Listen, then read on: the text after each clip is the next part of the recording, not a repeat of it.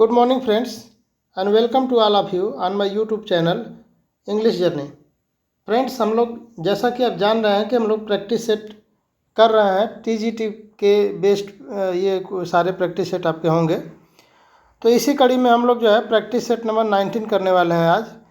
तो चलिए हम लोग शुरू करते हैं practice set number 19। And the very first question of this set is, first question is incunabula refers to A. Books censored by the Roman Emperor. B. Books published before the year 1501. And C. Books containing an account of myths and rituals. D. Books wrongly attributed to an author. So correct answer will be option number B. Books published before the year 1501. Next question, question number second. The Restoration comedy has been criticized mainly for its A. Excessive wit and humor. B. Bitter satire and cynicism. C. Indecency and permissiveness. D. Superficial reflection of society. Correct answer will be option number C. Indecency and permissiveness. Next question, question number 3. The term theatre of cruelty was coined by A. Robert Brusten. B. Antonin Artaud. C. Augusto Boal. And D. Luigi Pirandello. यहाँ पे आपका जो है Luigi पिरेंडेलो होना चाहिए, यहाँ पे वो छूट गया है। So correct answer will be option number B, Antonin आर्टर्ड।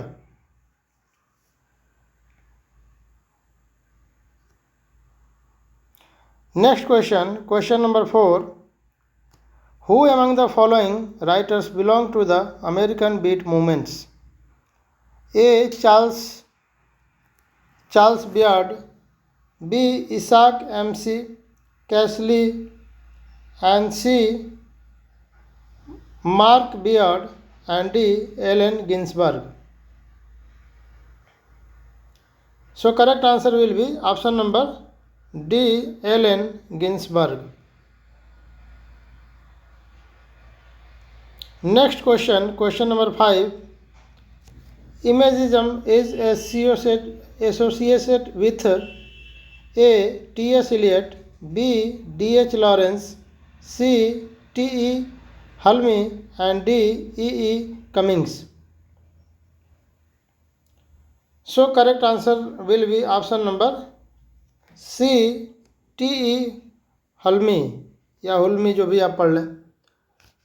इनका जो बर्थ है आपका 16 सितंबर है एंड 1883 है। डेथ इनका 1917 में होता है।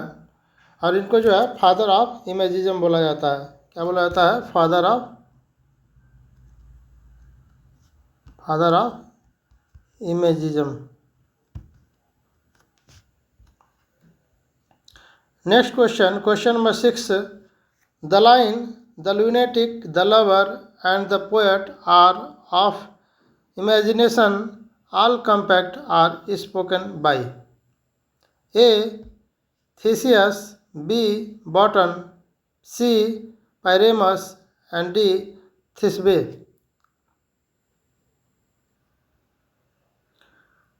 So correct answer will be option number A. Theseus. ये लाइन जो है आपकी थीसियस द्वारा बोली गई है। ये थीसियस कौन है? ये ड्यूक ऑफ एथेंस है। और किस में की लाइन है ये कहाँ से ली गई है? ये कैरेक्टर कहाँ का है? ये है आपका मिडसमर नाइट ड्रीम का है। Midsummer Night dream.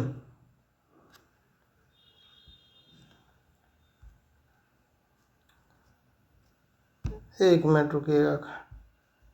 क्वेश्चन हम लोग कौन सा कर रहे थे, क्वेश्चन नंबर 6 था।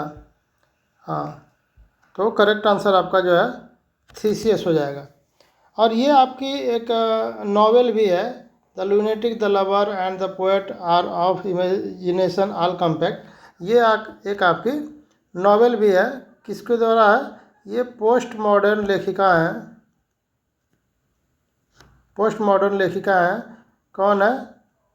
Marilyn Hermès, Marilyn Hermès.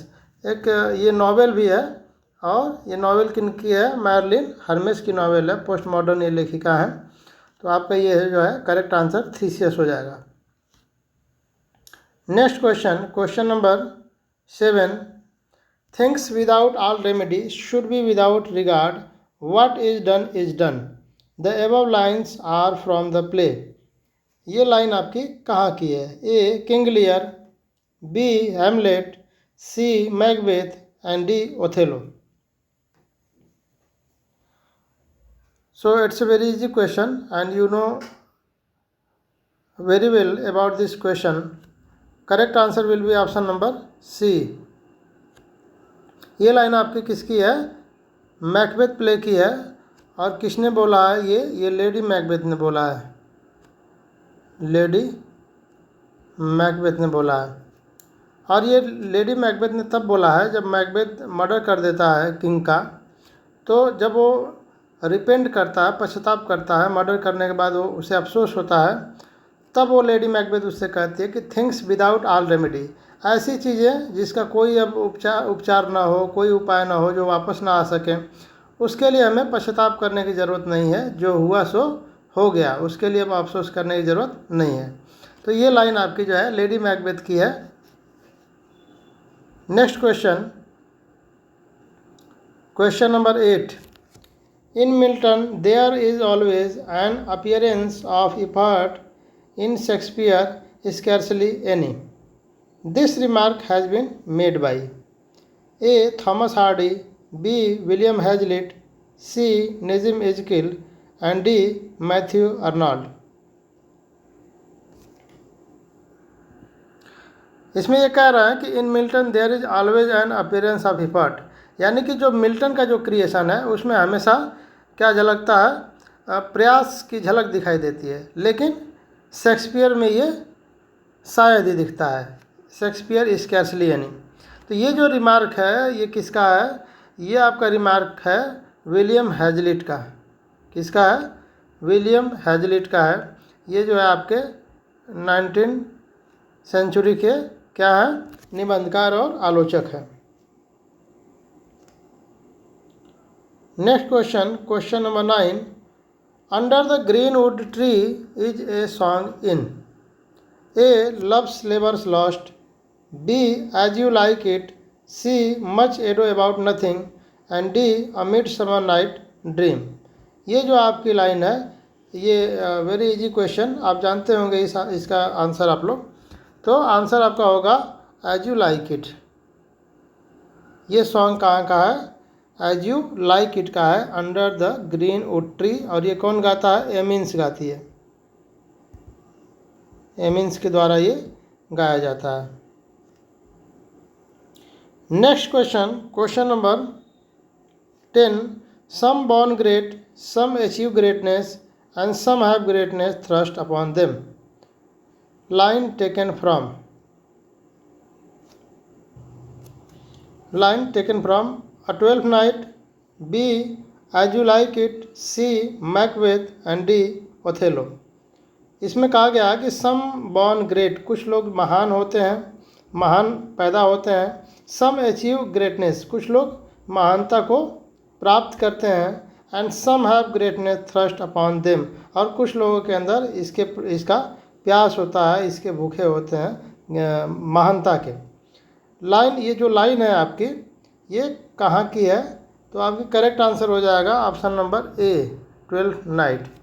और ये जो है आपका ये एक लेटर का पार्ट है। ये जो लाइन है आपकी लेटर में ये लाइन आती है जो कि मारिया लिखती है। कौन लिखता है? मारिया। मारिया लिखती है। और किसके लिए? मॉलवेलियो के लिए। मालवोलियो के लिए जब मारिया लेटर लिखती है तो उसकी लेटर की एक ये लाइन है, some born great, some achieve greatness and some have greatness thrust upon them. Next question, question number 11, in King Lear who speaks in voice of Tom, poor Tom?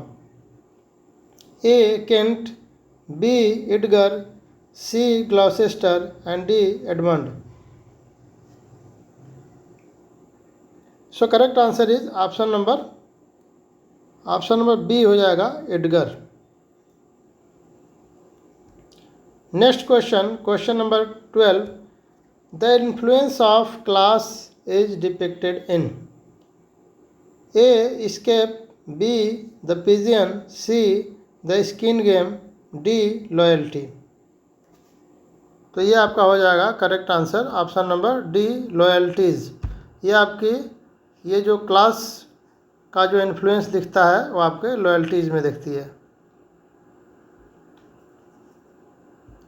Next question, question number 13, on the knocking at the gate in Macbeth is a longer essay by? A G Wilson Knight, B Thomas De Quincey and C A C Bradley and D F R Leavis. Correct answer is option number B Thomas De Quincey. ये जो आपका ऐसे है Thomas De Quincy का है और 1823 में आता है। Next question, question number 14, the two April morning is a poem. ये जो पोएम है द 2 अप्रैल मॉर्निंग, या मॉर्निंग्स होना चाहिए, इज अ पोएम, ये किसका पोएम है? A Thomson, B Oliver Goldsmith and C William Wordsworth and D Sylvia Plath.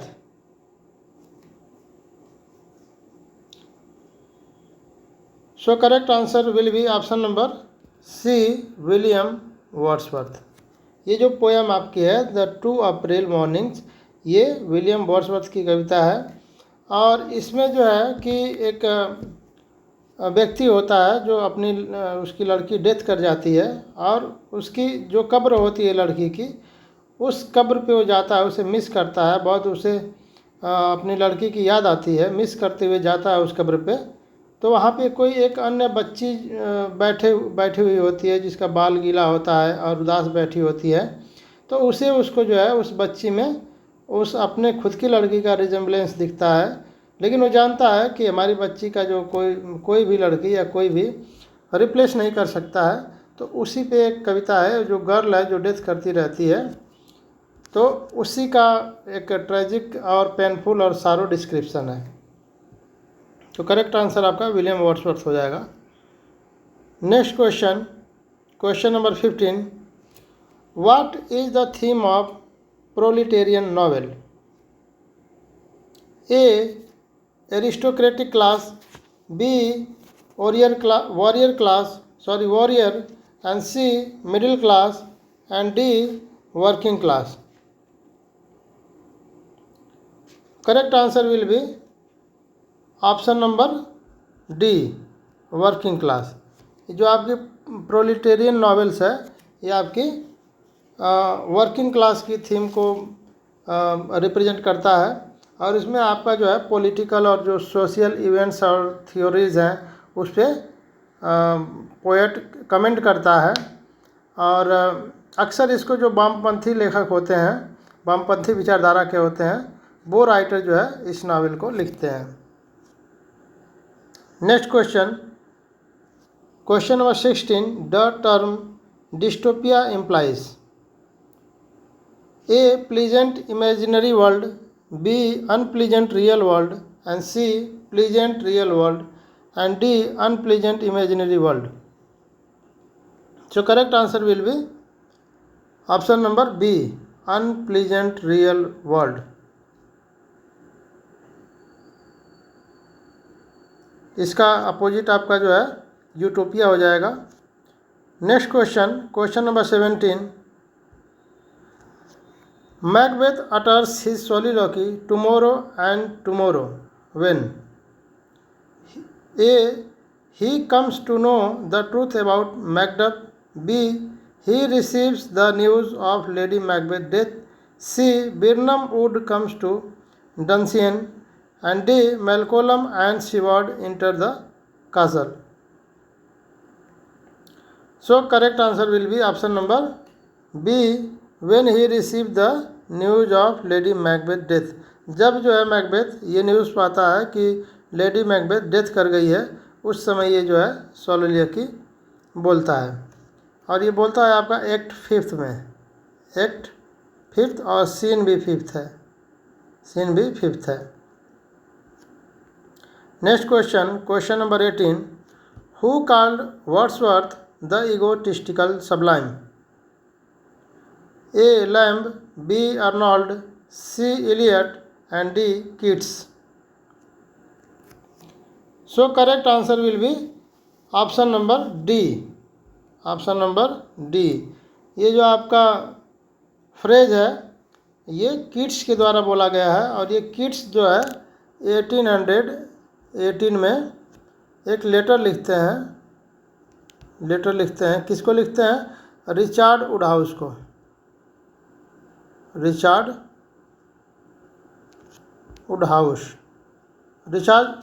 Woodhouse को एक लेटर लिखते हैं 1818 में। उसी में इस फ्रेज का उन्होंने डिस्क्रिप्शन दिया है, द इगोटिस्टिकल सबलाइम का। Next question, question number 19, who disapproved Milton's Lycidas for its inherent इम्प्रोबेबिलिटी?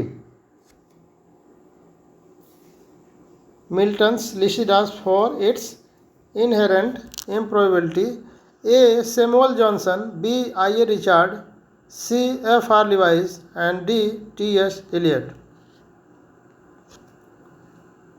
So correct answer will be option number A. Samuel Johnson.